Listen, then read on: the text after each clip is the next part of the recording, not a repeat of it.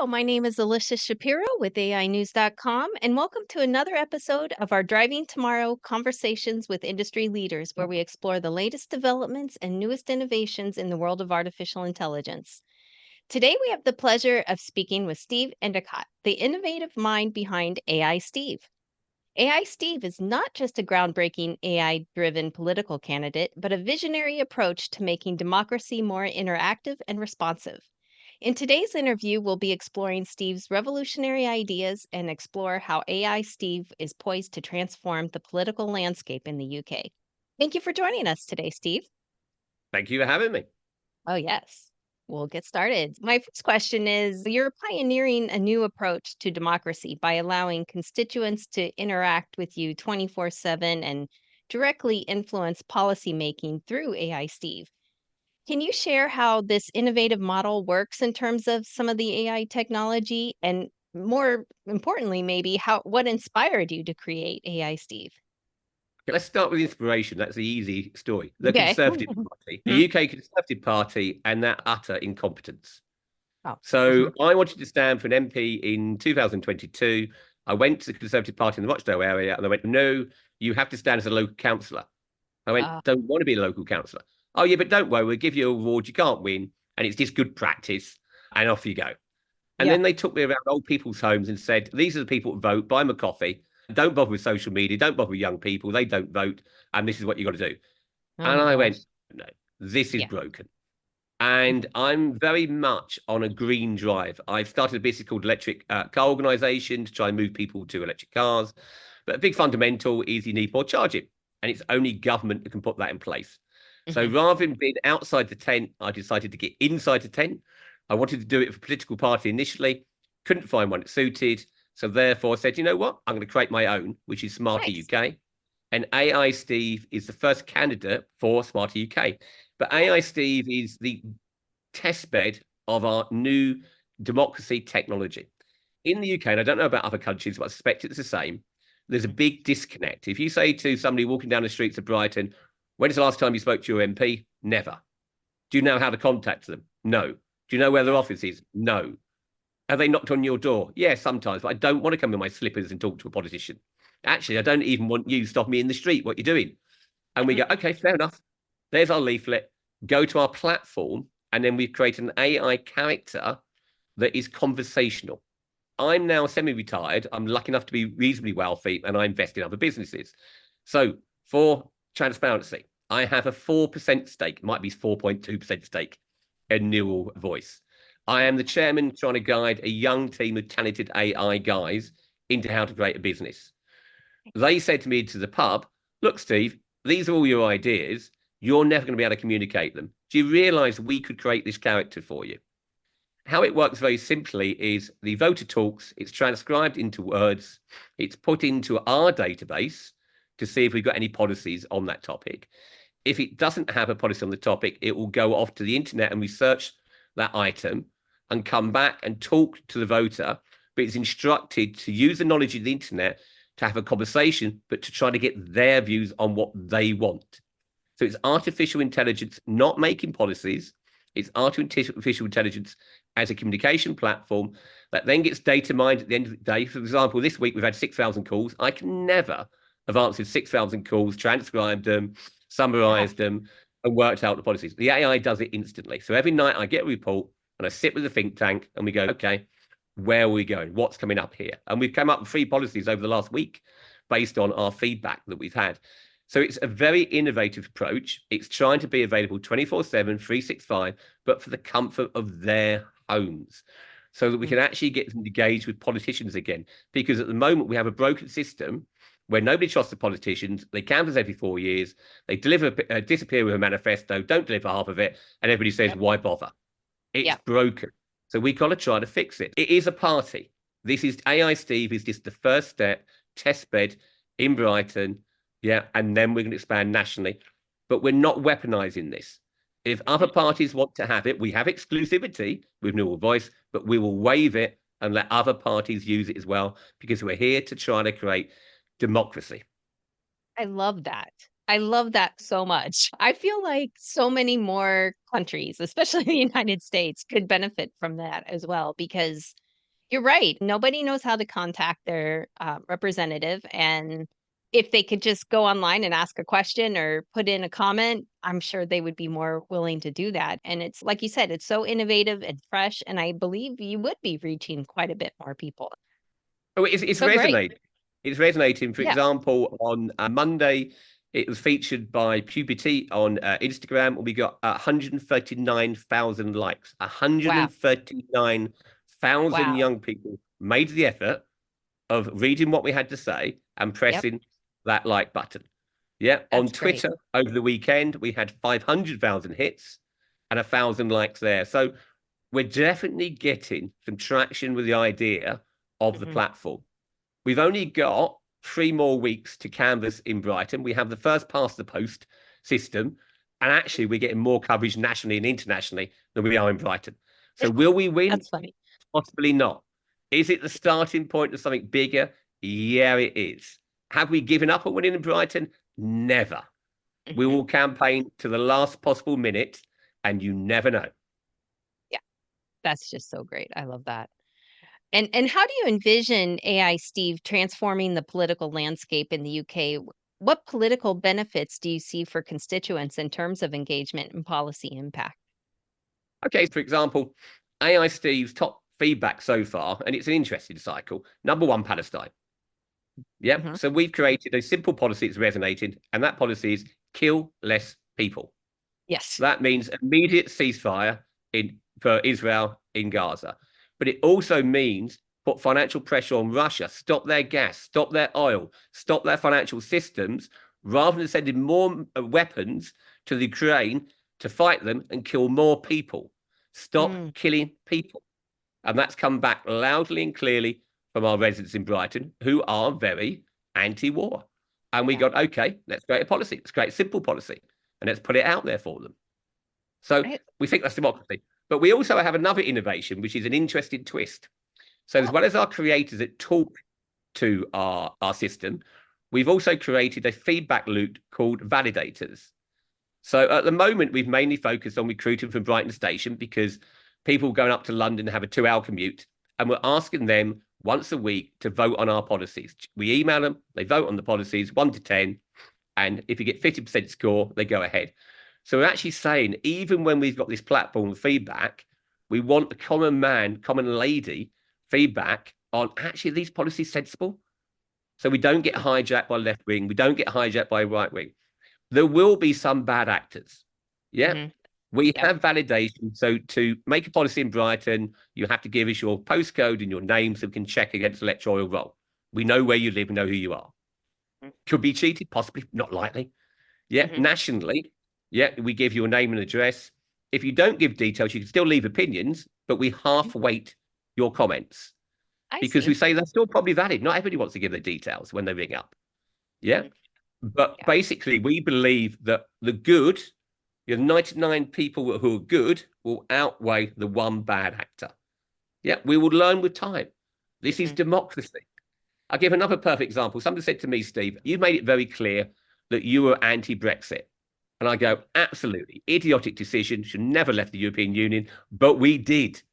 As a democracy, we voted for it. It's my job as an MP to implement that. It's my job to make sure that we have as many trade agreements as other countries as we can. It's Yeah. my job to make sure we use AI as a leading force in the UK to actually have a position in an expanding marketplace. Hmm. And that's the interesting dilemma because, again, I think you have the same thing in America. Yeah. In the UK, they go, oh, we don't want businesses in politics. They make some money out of it. Oh, come on, guys. That's a ridiculous comment. Surely you want the skills of business coming into politics. You Hmm. just have a member's declaration of all your interests and you make sure they can't vote on anything they get money from. Just look Mm. at our PPE scandal. All the politicians that went to Eton, Oxford, and never did a job in their life were the ones giving out the grants. So don't Oh. tell me having businessmen in politics is essentially a bad thing. It might be a bad thing, but it has to be controlled. Mhm. So we're really trying to shake things up. We're trying to use AI and we're trying to shake up our environment. But we also are warning that AI is massively dangerous. Mhm. I'll give you one perfect example. Our parties have a policy that says by 2030, we will have a 4 day working week. You know why? Because AI is going to destroy millions of jobs and there's going to be less work to go around. So a company wouldn't actually say, "Oh, I'll pay you the same amount for working less." That's got to be a governmental implemented decision. Yeah, you all have a 3-day working week. We share the jobs around more. That's just common sense. But we need somebody in government to say, this is what AI is going to do. We need somebody to actually start looking at how we regulate AI. It scares the bejesus out of me. Mhm. Nuclear weapons were controlled by Russia and the US, and we managed to have data.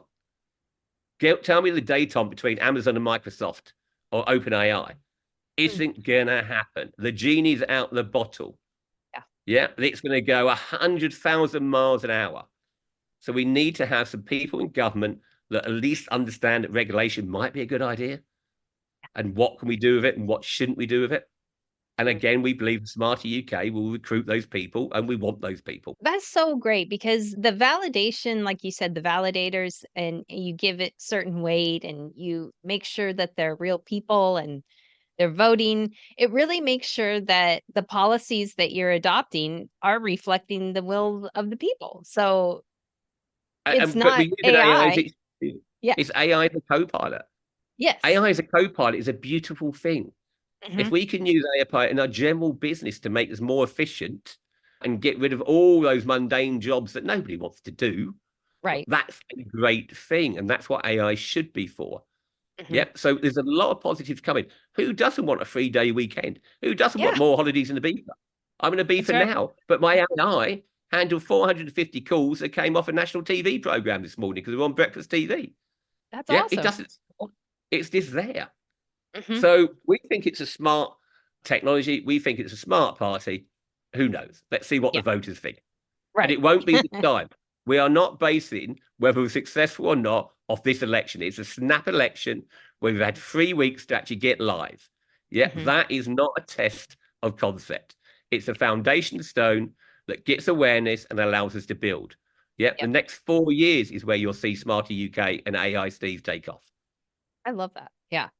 Can you share some of the examples of the policies that people are suggesting and how they align with your vision for practical and sustainable solutions? And if there are any particularly that stood out to you, either good Okay, or bad? the one that's trended the last couple of days, I don't know where it's come from, to be fair, but I think it's very interesting, is electronic voting.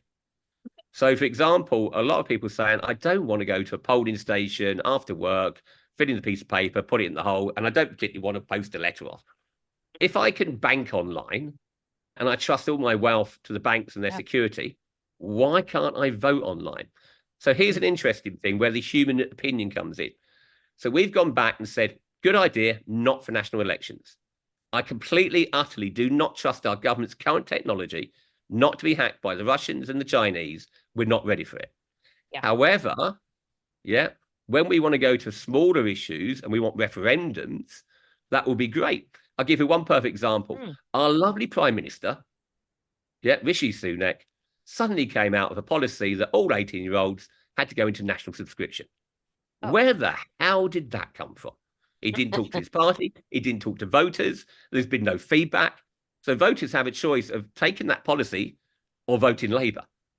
That's not sensible. That should be an Yeah. item that's a national referendum. And by the way, if it is a national referendum, should everybody vote? Or should only kids under 18 vote? Again, another Oh. debated point has come out from our feedback loop. More controversial, abortion. Should only women be allowed to vote? Yeah, I doubt Mm. we get that policy through because I doubt the validators, the men in the validator group will go for it. Yeah. But there is all an interesting discussion that says you have to have anonymous, secure voting. We don't have it yet, but stop having a lack of ambition. If our Right. banks can do it, surely our politics could do it over the last 4 years. And that's another example of connecting back to the people. Don't just ask every 4 years, ask on a case by case basis any major decision. Then we might have had a more sensible discussion on Brexit. But to go back, I work in a democracy, I do as I'm told. That is a Mhm. pledge of our party. If you do not do as you're told, you get one warning because you may have made a mistake. If you Mhm. do it again, you have to resign. Wow. If you can't vote along the line of your validators because your moral principles, resign. Because it's a democracy. We're not giving you a license to go to Parliament and do what you like. We're giving you a license to do what your voters want. A politician that does what he's told. That radical. That is something that doesn't exist anywhere. That's amazing. Yeah. How do you balance the AI-driven insights that you get from AI, Steve, with your personal judgment and experience when you do make decisions in Parliament? Basically, it goes back to the voters. So I Hmm. make recommendations back to the voters. They vote, and then I take their. Yeah, I can guide them. I can tell them what I think. If they say we think you're wrong, well then tough luck. That's democracy. Plain and simple. I love that. Plain and simple. No ifs, no buts. And I was thinking about this earlier. I think AI Steve could be like a founding father for future political processes. He's the first one to be an AI avatar in the political landscape. But how I'd do you love it if you were right. I know, that would be so cool. It would be amazing. That would be my life achievement. So I could just bugger off back to the pub and have a good time. That's right. That'd be cool. But how do you see the long-term potential of AI in politics, and how might it change the way governments operate and interact with their citizens? To be honest, it's probably more of a threat than it is an opportunity Mm. because it really worries me that deep fake, Oh, abused yeah. communication, that's coming. I think somebody Yeah. said the last human election was 2024. That's a worry.